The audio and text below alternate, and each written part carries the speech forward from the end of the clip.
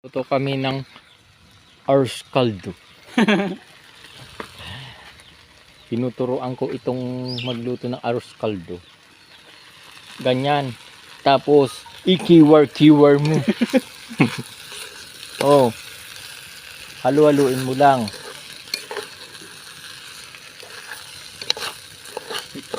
Kiwar-kiwar ang bagas. Tapos mamaya lagyan mo ng danum, tubig.